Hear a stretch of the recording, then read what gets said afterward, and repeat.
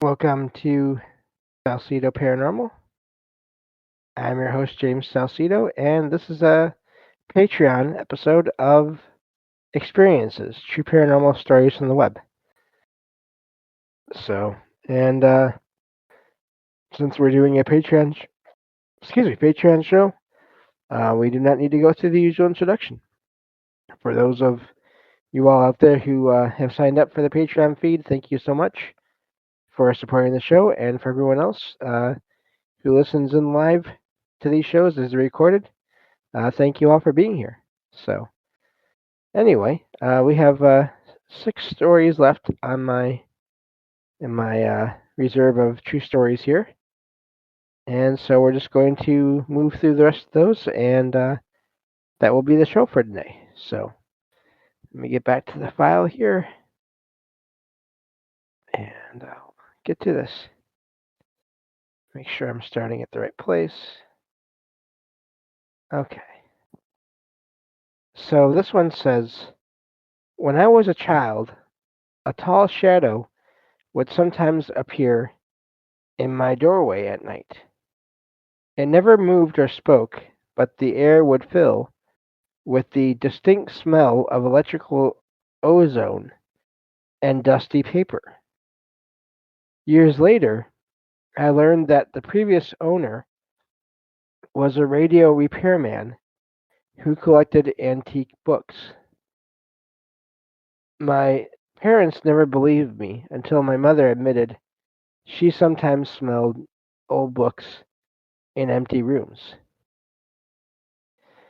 And that's where that one ends. It's a really short one, but it's fascinating to me because here's this kid who is having these sightings of a shadow. So at first you think just shadow person, which of course we don't know what those are to begin with, and I think there's probably many things that can appear as shadows.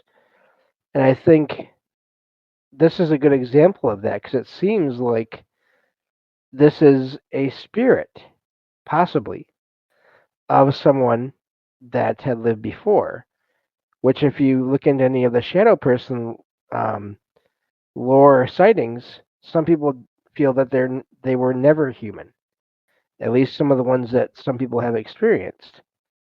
But in this case, you have things, you have these um, details when it comes to things that the writer there smelled, scents that they got from around this shadow figure of things that didn't make sense to them at the time, um, as far as old books and sort of electricity or ozone. Again, I don't. I have no sense of smell myself, so I can't really uh, relate to these things too well. But anyway, they're things that the writer didn't make sense to them.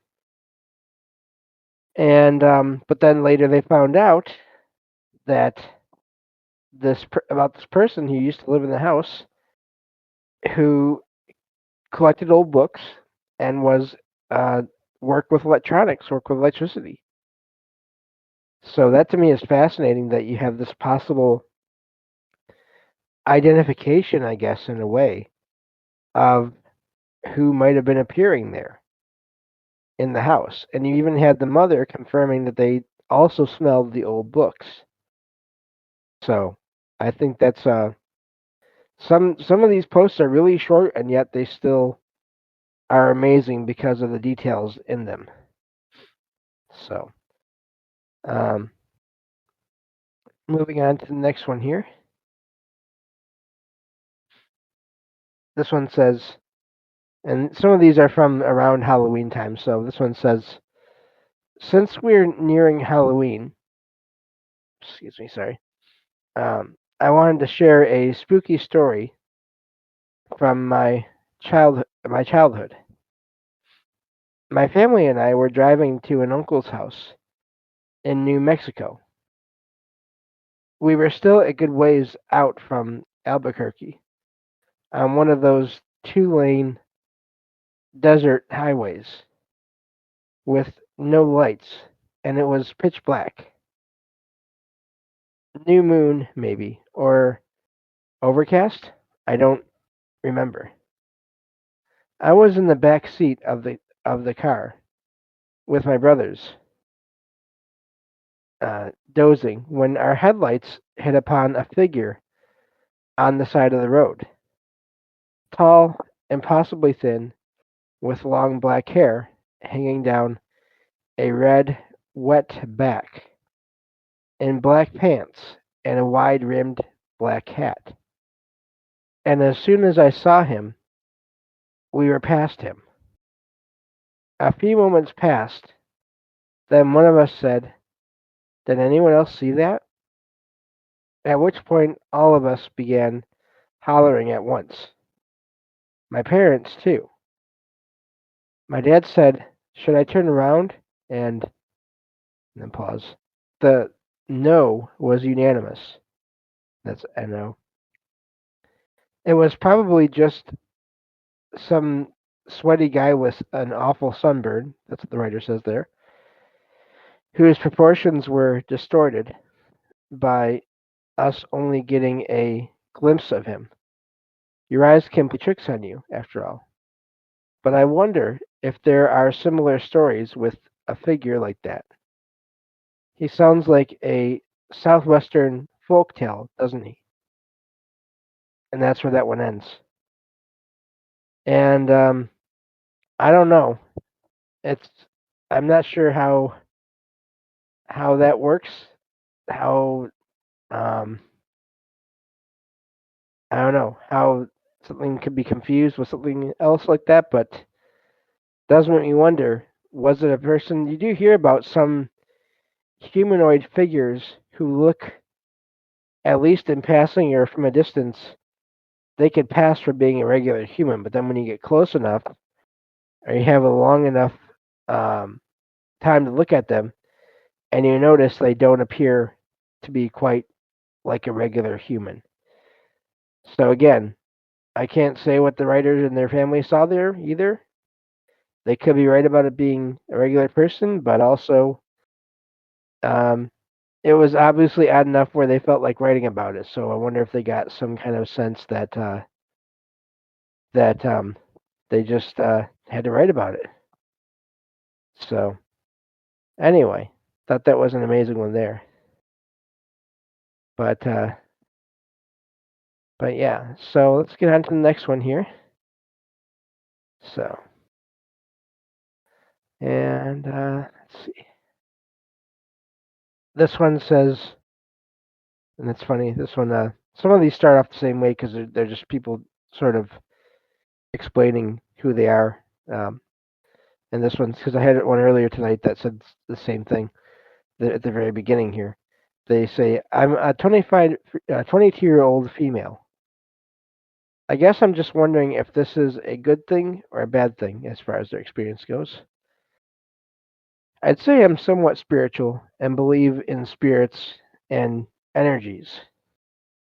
I do feel like my bedroom carries a lot of energy sometimes, and I feel like I see shadows move during the day and night. I was cleaning my bedroom this morning and was cleaning my mirrors. Then I noticed a cross pattern scratched into the mirror. I never touched this mirror ever. It's one of those slide door mirrors for a closet.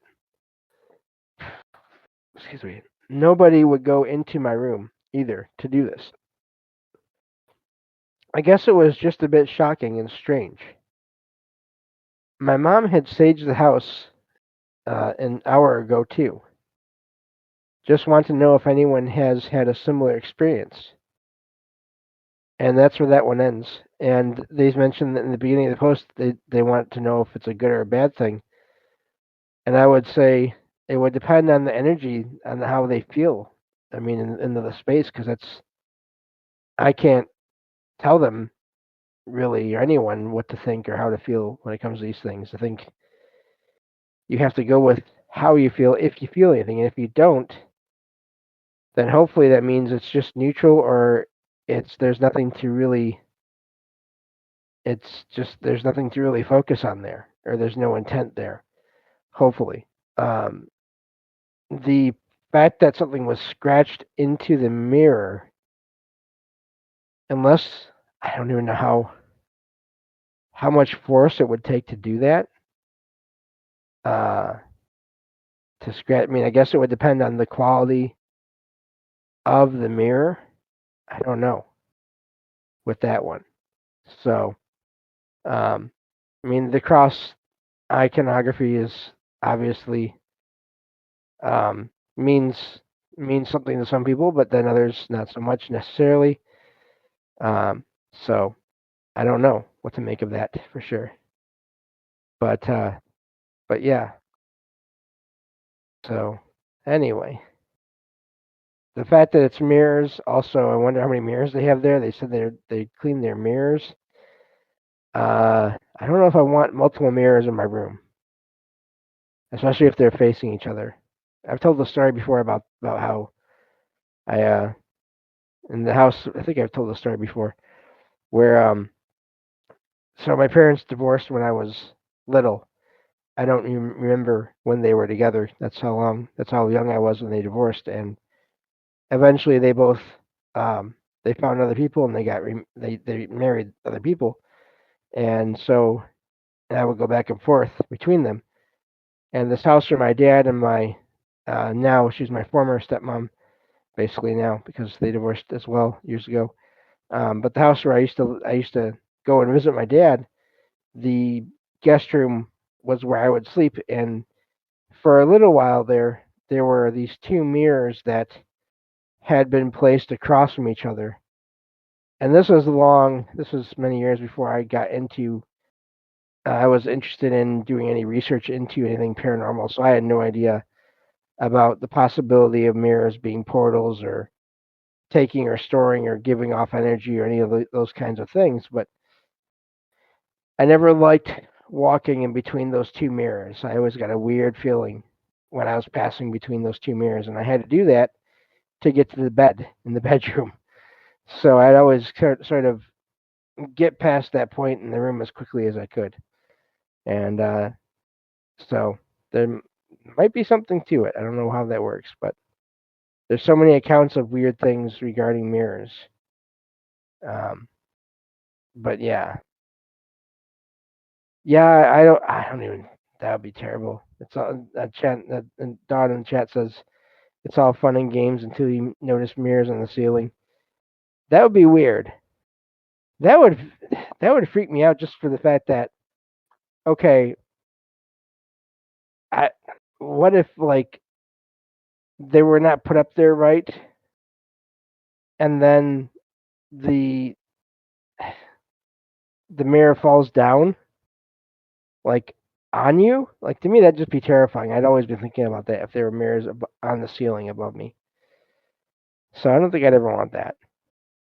But anyway, that's not even anything paranormal. That's just like I'd rather not have glass falling on me. Thanks very much. But anyway, that's not really part of the topic of this conversation here, so I'm not gonna go into all that. But anyway, let's get to the next one here.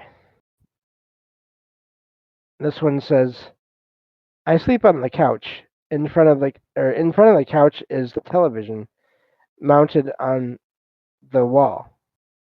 Behind the couch is a window. When the television is off at night, I can see the reflection of the window in the screen."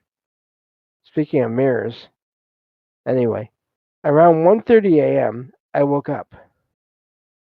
I saw in the reflection of the television blocking the light, or most of the light, from the window was a floating blob jellyfish looking thing. Jellyfish is a really poor description for it. Its shape kept shifting, and it was moving around in a really unnatural way. It gets weirder. When I turned around to see it, I wasn't able to. I could only see the reflection of it in the television. No matter what angle I looked at it, it was still there. And it seemed to be blocking light in the reflection, but was invisible to the naked eye. I know that doesn't make sense. I know this may seem weird too, but I wasn't afraid. I prayed and I observed it for a long while until I fell asleep. I woke up around 6 a.m. and it was gone. I don't do drugs or alcohol, no meds. I was not sleeping or dreaming. And that's where that one ends. I had forgotten I had that one. And that one to me is, again, I've had previous true stories before I've shared in the show about people seeing things in reflections, but then not seeing um, anything there. Like when they looked in the direction of where it was actually at. So again, you have these reflections of things, but then when they look at the actual place, and you hear that with hauntings as well in some cases, where people will see a figure in a mirror or a reflection in a window, and they'll turn around and they'll look, and there won't be anything there. But this, it's almost like I don't know if that's a double reflection in a way. I'm not sure, but you have these surfaces that could be reflective, and people seeing things in them, but not seeing anything when they look directly at whatever they're supposed to be looking at. One of my favorite ones, just because of how weird it is when it comes to glass and clear plastics. I think most fish tanks use glass of some kind, but this one I shared in the show, I don't know, a few years ago, of this person who, when they were a kid, they woke up one night and they had this empty fish tank in their room. And while they were laying in bed and looking out at the doorway to their bedroom through the sides, two of the sides of this empty fish tank, they saw an old woman standing at the doorway to their room. When they sat up and looked at the doorway, there was no one there. And when they lay back down again and were looking at the doorway through the sides of the fish tank, they could see this figure again. And eventually, she went away. But again, how does that work? Why does that work? I don't know. But this is a pattern that I've been finding that keeps showing up here and there in these reports of these experiences. That I think it's important to to take note of. So we have two more here, and then we'll be done for the show. This one says, for a bit of context, my kitchen has a black tinted window, which, when closed, reflects yourself instead of being transparent and see through. Excuse me. So this is really funny here. I just want to stop and point out when I find these, I don't look for certain topics. I just put them in the files as I find them. So this is all stuff I found at around the same time. But anyway, it says, so this happened around 10 p.m. Just after dinner, I was going to set a glass of water on the counter. I saw into the mirror, and for a split second, I saw something tall and black beside me in the reflection. It was huge, like 7 feet perhaps, and it wasn't very human, kind of like a tall blob of blackness that looked barely like a human. It scared the heck out of me, and I darted out. Can anyone tell me what it was, really? My house is very well lit and seems to have no negativity, although the kitchen is creepy and small, and that's where that one ends. The way they describe that shadow that they only saw in the reflection, again, you have these weird black mirrors, dark mirrors that also are people are able to see things through them. But the way they describe this shadow figure, which again is darker than dark, it sounds like, because it's appearing in a dark reflection. Um, but this sort of blob shaped human sized figure is what I saw the few times, couple times I ever saw a shadow in my apartment here. And this goes back to um, something I've explained before, but for a while, for the first several years of living here in this apartment, I had this feeling whenever I went into the storage room, which used to be a bedroom, but I moved out here to my living room because I prefer to have my sleep near my computer and everything, so I can go and change whatever I'm listening to, or just have everything in one location. But I would get this feeling of there being a presence in the main closet in the bedroom, the storage room, and the feeling I got from it was always, I don't mean you any harm, don't bother me, and I won't bother you. And so that was fine. I always just went in there and either put things in there or took things out as I needed to. And whenever I would do that, I would just say out loud as I was going to the door, I'd say, "Hey, hello, I'm just taking care of this real quick." And then I would go and do what I had to do and leave the room, and it was always fine. But at one point, a few years ago or so, I was here in my living room and I felt the presence coming out of the bedroom. And I looked and I saw this shadow. It was like, again, the size of a person, but sort of oval blob shaped kind of shadow, darker than the rest of the dark. And it stopped at the kitchen doorway, and then it sort of just drifted back into the bedroom. And it did this 2 nights in a row. And and then after that, I never sensed that presence in that closet again. And I think now, and after it happened, I had this feeling like whoever it was coming out to say that they're coming out like that and standing by the kitchen doorway, it was their way of saying goodbye. And I never saw them again. Now I did have one other shadow sighting, and it was again just like the top part of a person, just for a split second, just less than a year ago here, and it was there, and then it was just gone. So I don't know if it was the same person or not, same being or not, or if it was someone else passing through. But those are my three shadow sightings that I've ever had.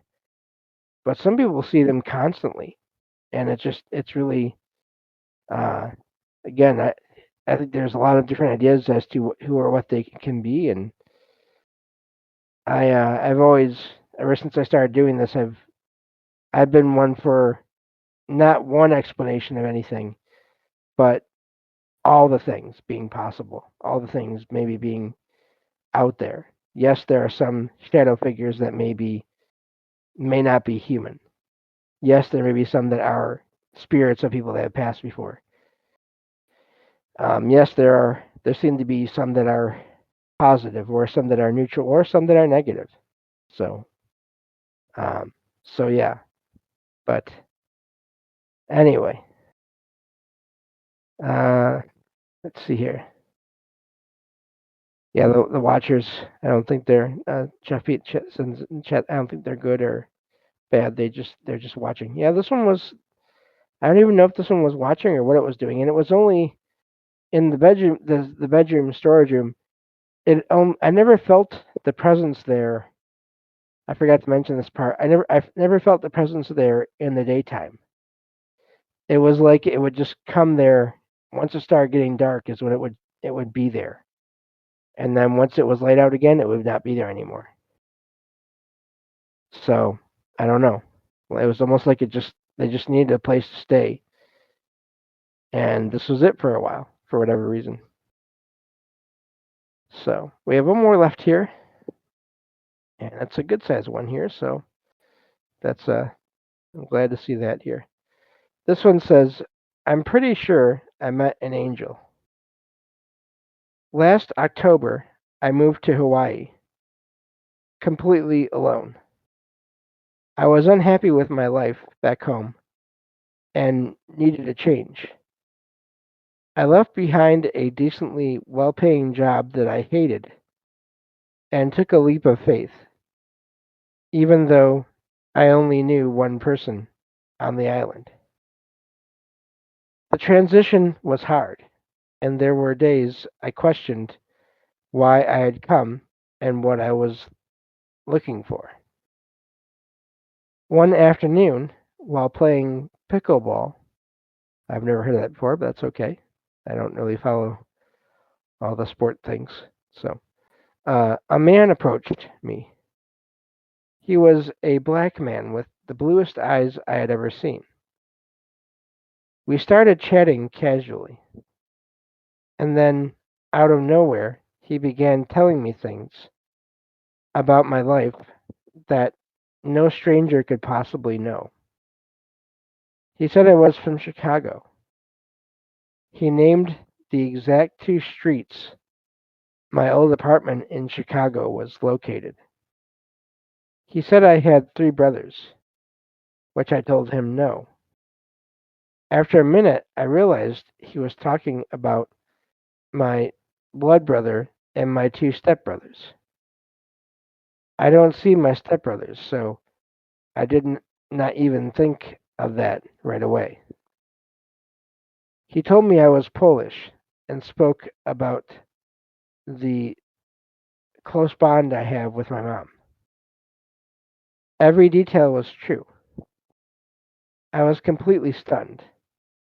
My first thought was that he might be a stalker, but the conversation continued. He told me he had this sense and that I was meant to speak with him. Without me mentioning my career, he said I would soon find a new job that I truly loved. Then he told me I'd meet my person and be married at 27, and that I'd have three children. I am a 24-year-old female, and those were all things I had been quietly worrying about. As strange as it all was, I didn't feel afraid. I felt this sense of peace, like I was exactly where I needed to be. When it was my turn to play, we wrapped up our conversation, and he said something like, "I'm always here. You'll find me around." I walked toward the court, but after only a few seconds, I turned back to look for him, and he was gone, completely vanished. The courts were fenced, so there was no way he could have just walked off unnoticed in that short amount of time. Also, the fences are wired, so I would have been able to see him even if he did. I played there often and have never seen him again. It was one of the most surreal and unexplainable moments of my life, and I still think about it all the time. And that's where that one ends. And I've heard many accounts like that and read many accounts like that over the years, and it's just really fascinating. And some people use that word angel when it comes to these sightings. Some people just call them strangers or people, regular people that have abilities, or some people call them ghosts. Uh, I don't. I've never had that kind of experience, so I don't really have any word that I think fits or doesn't fit with any of that because I've never had that experience. So I don't know, but I've read this kind of experience before. It does seem to happen here and there, and often when it does, when people get a positive feeling, the things that if things are predicted or um, future events are sort of referenced, often they do happen to these people, which again is also fascinating because so often you hear about sort of famous prophecies or predictions that either don't happen or they're so vague that they could be you could say they happened even if um, maybe they didn't exactly happen. So that to me, that whole topic is also a fascinating one there as far as how all that works, who these people are that or these beings are, if they're people or not people, who knows, that people are encountering when they have this kind of experience. I don't know. But anyway, that is going to do it. I'm literally, for now anyway, out of true paranormal stories on the web. So thank you all for listening and being here. And I will talk to you all next time on Salsido Paranormal. Take care.